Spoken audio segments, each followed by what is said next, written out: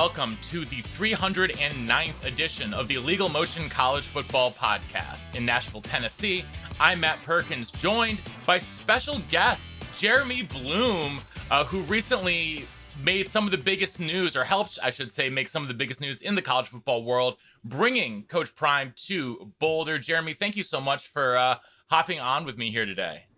Yeah, it's a pleasure to be here. For sure, we really appreciate it. Jeremy, as probably most of you guys know, one of the legendary returners for Colorado and the Eagles, also an Olympian.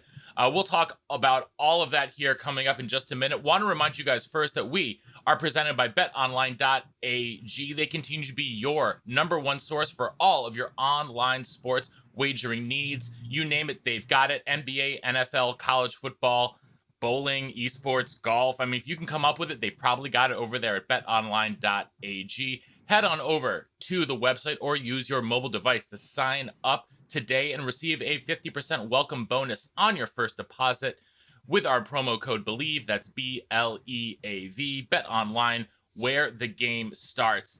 Jeremy, I want to start with you. First of all, everyone knows you played for UC. How long have you been involved in sort of the upper level there in sort of making these big splash moves happen for the Buffs? I've just been a big part of the program ever since I played in 2002, and I had my own battle with the NCAA when they wouldn't allow me to be a professional skier and an amateur football player. Of course, that all changed over the last couple of years, but I was part of that really fight for athlete rights, testifying in front of Congress and meeting a lot of Congress folks along the way. But when Rick George, the athletic director, was hired, he was one of the first. He reached out to me as one of the first people, and I was grateful to that. And so over the past several years, I've gotten to know Rick. I think he's an exceptional leader. He really deserves all the credit for bringing Deion Sanders to Boulder. But I was grateful to play a supporting role in that with Rick. So look, I have a lot of affinity and love for my alma mater. They gave me an incredible opportunity. I was just a 5'9", 159-pound skier. They gave me an opportunity to play football. Gary Barnett did, and I've always felt the love from CU Nation. So I would do almost anything to try to return that program to national prominence, get them in the national conversation, and hopefully that they can become nationally competitive as well. Well, I think you guys have definitely put Colorado back in the mouths, at least, of everyone around the country with this hiring. You speak of returning to national prominence. I mean, you grew up in Colorado, I believe, and I am a child of the 90s who grew up with Cordell Stewart and Brian Westbrook and all of those great teams. What did Colorado football mean to you growing up? Yeah, I mean, my two best friends had season tickets, and so we would, I grew up 20 minutes from Boulder. And we would go up to the games, and this was in the 90s, right? They were winning national championships, and they were winning Heisman trophies with Rashawn Salam, and so it was like just a massive dream for me to play for the Buffs, and in some cases like an unimaginable dream to think of myself on Folsom Field when I was going up through kind of middle school and high school, and so. When I got offered a scholarship to play football there, my senior season playing for Loveland High School, it really was a childhood dream come true for me. That's fantastic. Obviously, it's very special to get to play for your home state. I went to the University of Wisconsin. Wisconsin kids playing in Wisconsin really means something, just like I would imagine Colorado kids playing for UC really matters. But now with Coach Prime, you're going to be pulling, I would imagine, from a lot more regions of the country. A, when you were a kid, what sold you on wanting to go to UC? And B, what do you think UC has to sell now to recruits who may not be familiar with Boulder or the campus or anything like that? Some people say that you can't win in Boulder, and history tells you that that's a wrong theory anyway. I mean, you can point to the national championship, you can point to the 2001 Buffs who won the Big 12 championship and were in contention to win a national championship. The 2002 Buffaloes that won a Big 12 North title. I mean, you can absolutely win in Boulder, and really everything is set up to win. I mean, Rick George raised $100 million to build an indoor facility, the Champion Center. So if you look at the facilities at CU, I mean, it's on par with certainly any team in the Pac-12. The only thing that has been a struggle getting to CU is the real talent, the 5-star talent, the 4-star talent, the kids coming out of high school that have offers from USC, from Alabama, from Georgia. In the history of the University of Colorado, which is a pretty long history, it's 100 years. CU's only had 3 5-star recruits commit out of high school. So the reason I called Rick George on October 2nd when he let go of Carl Jarrell, the previous head coach, was because I said we got to go get Deion Sanders, because I felt like he was the only coach in the country that could, one, energize the fan base, re-energize the fan base overnight, because he's that type of personality. He's got that type of swagger. But more importantly, I felt like he was the only coach in the country that could actually bring 5-star kids to Boulder. And what gave me confidence about that is when he landed Travis Hunter to Jackson State. I mean, if you think about it, that was totally unprecedented. Never had a 5-star recruit that was the number 1 recruit in the country, had offers from LSU and Georgia, Alabama. You go down the list. He went to Jackson State. Like, that was the head-scratching moment for me, where I took a step back. I'm like, wow, Deion Sanders must be one of the most incredible head coaches in all of college football if he can convince Travis Hunter to go there. And you know what? A week and a half later, after he's been hired, he's doing it again. Winston Watkins, who's a sophomore, 5-star out of Fort Myers, Florida, committed to Colorado because he wants to play for Deion Sanders. Travis Hunter, it's rumored he's coming to Colorado. He hasn't committed yet. We'll see. But he also got a 4-star All-American junior college transfer. And so he's already a week and a half bringing talent to Boulder. And that's the only missing ingredients, in my estimation, for that program to be nationally relevant again. Yeah, it's been really interesting to follow. I don't think anyone has the pull of, I don't like using the term cult of personality, because cult has, very negative connotations, sort of the pull and that sort of aura, I guess, in that I can remember, that just people gravitate to him when he's in the room. What's it like being in the room with Coach Prime? Because I imagine that is, a lot of what makes recruits want to commit to being It's inspiring. in the program. It's inspiring. How so? I mean, he's an inspirational guy. I've been around a lot of great players, great leaders through my days at the Olympic level and the NFL level, and throughout my athletic journey, I've met the best and the brightest. He's up there with anybody. He's up there with Mike Tomlin, who I played for in Pittsburgh, as far as a guy you get around. You're like, wow, I'm going to learn a lot from this guy. I'm going to shut my mouth and I'm just going to listen. And he's got that type of wisdom. And of course, we all know what an incredible athlete he was, right? 2-time Super Bowl champion, one of the best dual sport athletes ever in history.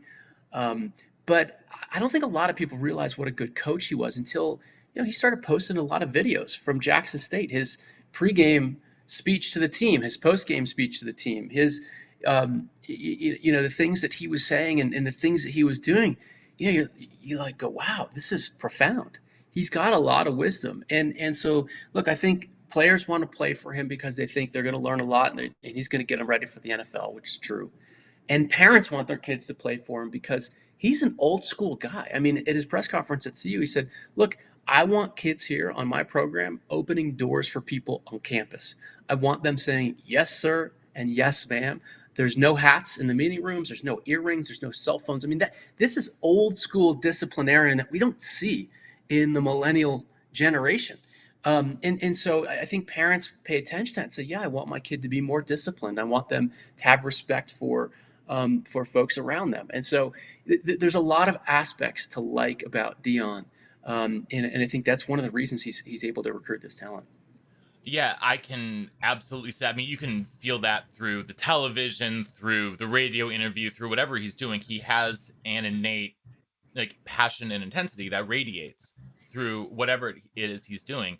And now one of the things that I've noticed a little bit from the outside that you guys have also been doing, bringing in some big name coordinators, including my friend Sean Lewis, who is the new offensive coordinator. Pulling over a head coach to become an offensive coordinator is very difficult to do.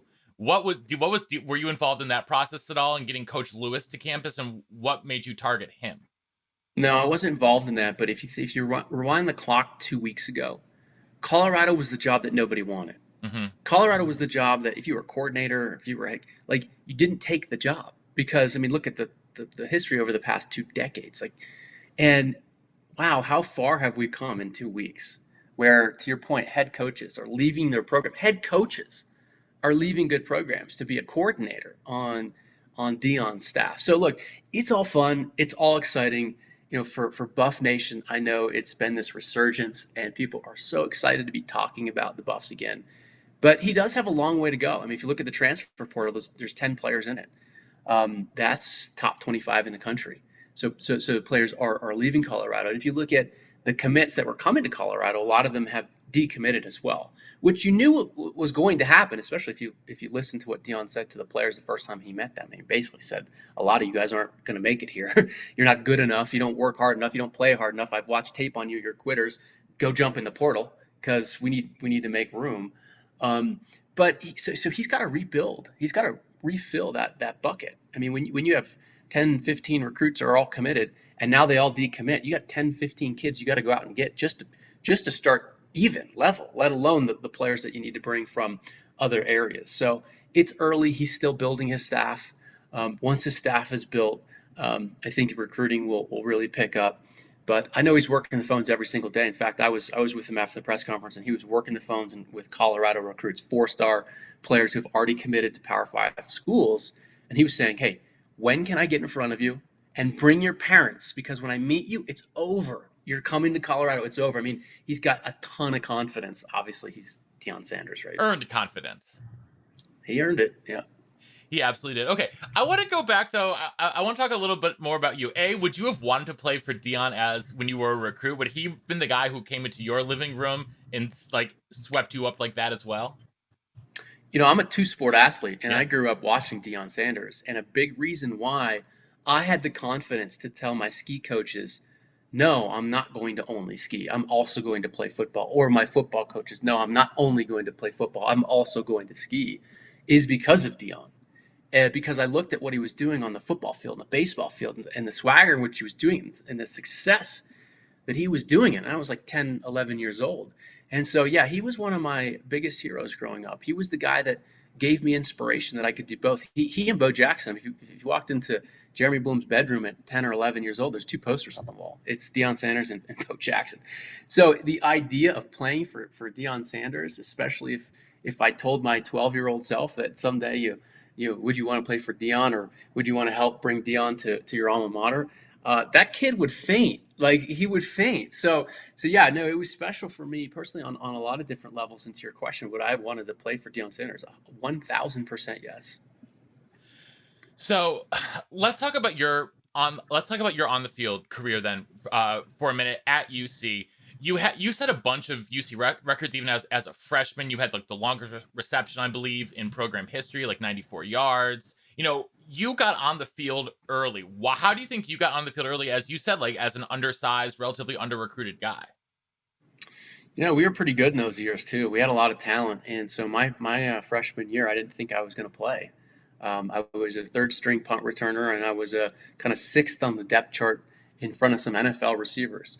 But it was our first game against Colorado State, in-state rivals, 80,000 people in Denver Broncos Stadium.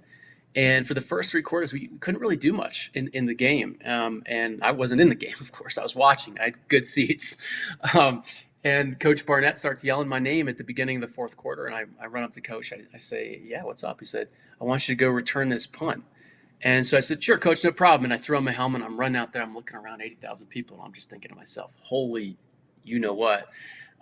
Just don't drop the ball. And so, it was a good punt. And the guys in front of me gave me a lane and took it back 75 yards for a touchdown. That was the first touchdown of the game. And really since then, since that play, I was kind of put into the starting role as a true freshman, as a kick returner, punt returner. And I only got to play 2 seasons because the NCAA declared me ineligible after my sophomore season, because I wanted to go to my second Olympics, and there was a whole debacle there.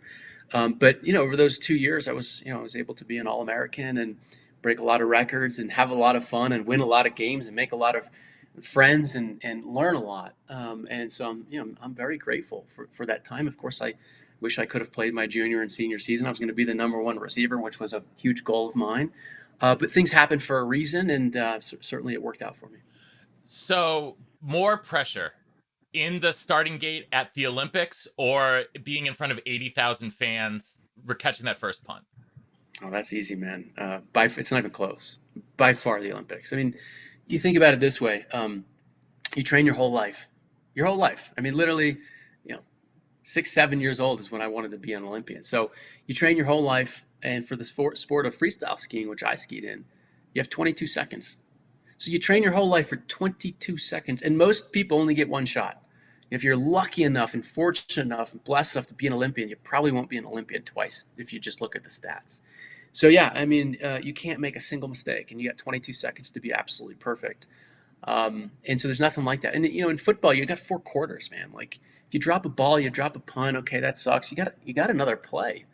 And you got a 12-game season or a 16-game season, depending on which leagues you're in. So certainly there is pressure in front of 80,000 people national TV. I don't want to minimize that. There is a lot of pressure there, especially when you got 11 guys coming to take your head off and you can't even see them because you're looking at the ball. So yeah, there's a lot of pressure in football, but nothing can compare to the Olympics. So now, once you were in the league, now you got to play for both Andy Reid and Mike Tomlin, correct? Mm-hmm. And now Andy Reid obviously has a very notable Colorado guy in Bieniemy on his staff for a long time. Have you gotten to know Bieniemy at all? Was he there? Because I think he was coaching when you were there, correct? Yeah, Coach Bieniemy was my kickoff return coach, and we were one of the best kickoff return units in the country. And because of him, I mean, he's an exceptional coach. He's a great leader. He's a great motivator. He will also say every curse word under the sun to you in front of all your teammates if you do the wrong thing. I mean, he does not hold back. It's been a lot of fun to see his success in under Andy Reid. Of course, I was very lucky to be coached by 2 NFL legends. I mean, Hall of Fame type coaches in Mike Tomlin and Andy Reid. And it's been fun to see their success now. Of course, Andy's in Kansas City now. And finally got that Super Bowl ring that he so well earned and deserved. But yeah, Coach Bieniemy's a good friend of mine and somebody who had a big influence on my life. Yeah, our friend Brian Calhoun, who's been on the show, had him at Colorado as well before he transferred to Wisconsin, and he has some great stories about him that cannot be shared publicly. But one of the things you've been doing more recently is you've been doing a lot of advocacy for mental health. How did you get into that space? I had a good friend that committed suicide, and it was really sad for me and his family and all the people that loved him. I grew up skiing with him, and we were on the freestyle ski team together. He was an aerialist, I was a mogul skier, and we kind of rose the ranks together at a similar time. And his name was Jarrett Peterson, or Jarrett Speedy Peterson, as people called him. His nickname was Speedy. And he's an incredibly talented kid, had the world on his fingertips, won a silver medal at the Vancouver Games. I mean, just a guy that was kind of living big, living large, full trophy case, lots of friends, and just battled demons. And at one point he came to me and said, "I'm really not well." And it was before a World Cup in Lake Placid, and I had no idea what he meant. I had no idea what mental health really was, and I was taught from my coaches, especially in football, to ignore weakness in the brain or thoughts of depression. And if you had those thoughts, you were just a weak person. That's kind of how I was trained and learned. So I didn't know what to say to him. I wish I did. And then about 6 later or so, he took his life. So when that happened, I said I need to get better educated on this topic, and I need to do some advocacy around mental health and try to make a difference. And so when Brett Radner came to me and said, "Hey, have you ever thought about doing a documentary on mental health?" I said, absolutely, and I'm in.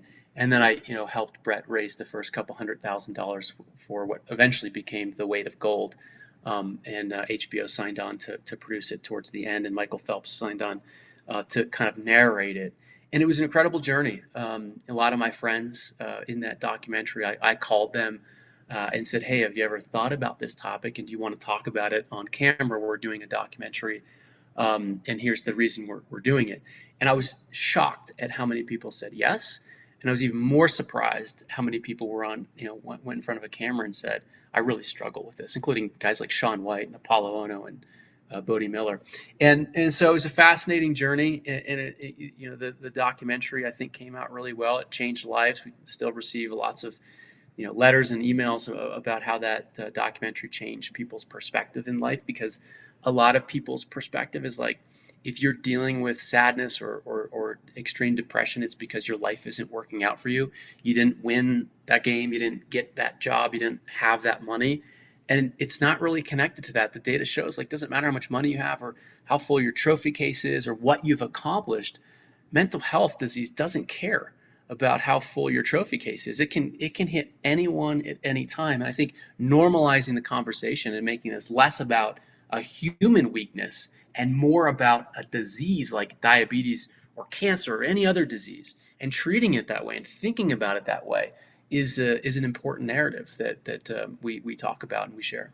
Are you incorporating this stuff that you've learned in the football, or trying to help incorporate that into the football program as well, with the student athletes that are coming in saying, hey, like, you guys have these resources available, it's okay to talk about it, anything like that?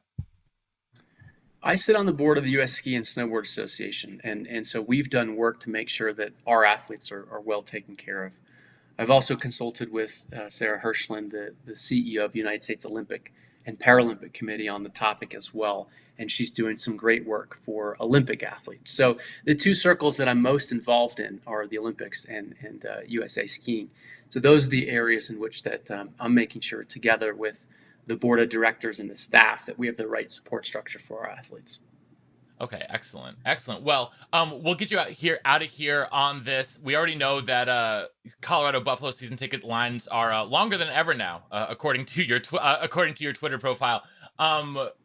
How do you think kickoff at the first home game for Coach Prime, the team, is going to be like? Are you going to be there, and what are you most looking forward to? So his first game will be against TCU. That'll be a tough game, obviously, with TCU being in the playoff this year. But that's an away game. His first home game, ironically, and this is just serendipity at work, it has to be, because there's no other way to explain it, is against Nebraska. And anybody who has followed CU football for decades knows there is not a single more hated opponent in the country than Nebraska. There's no bigger rival in the country than Nebraska for CU. And this goes way back to the Big Ten days, right? And so the fact that his first home game is going to be played at Folsom Field against the biggest historic rival of the University of Colorado is really cool. And really, it's going to be a special day. Will I be there? Absolutely, 100%. I will be there, God willing. But it's going to be fun. It's going to be exciting. And look, at the end of the day, it's fun to talk trash in the off season because everybody's undefeated. And I say the offseason because they're not going to a bowl game, recognizing that there's still football to be played this year. But for Colorado, it's the offseason. And they'll be undefeated until September, right? And so, or August. But once the games start playing, we'll see. And this could take a little bit of time for Prime to rebuild the program, or it could happen overnight, really depending on the staff that he hires and the kids and the talent that he can bring to Boulder. But as I say, either way, it's going to be fun. It's not going to last long. Prime is not going to be in Boulder that long. He's going to either get elevated or terminated, as he said. That's the two-way to pass for coaches. But bring your popcorn, man, because it's going to be fun. It's going to be entertaining, and it's going to be a spectacle. And at least we're having a national conversation about CU football again.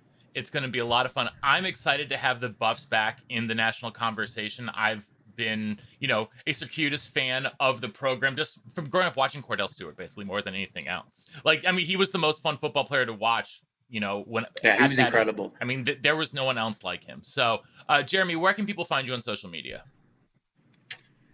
Oh, I'm easy to find, man. Just like Prime, not hard to find. I'm on, Twitter, and probably Twitter's the easiest. Jeremy Bloom 11. All right, Jeremy Bloom 11 on Twitter. Thank you so much for hanging out with us here today on A Legal Motion, presented by betonline.ag and MikeFarrellSports.com, part of the Believe Network. We will be back with our first round of bowl previews a little bit later this week, and we will see you then.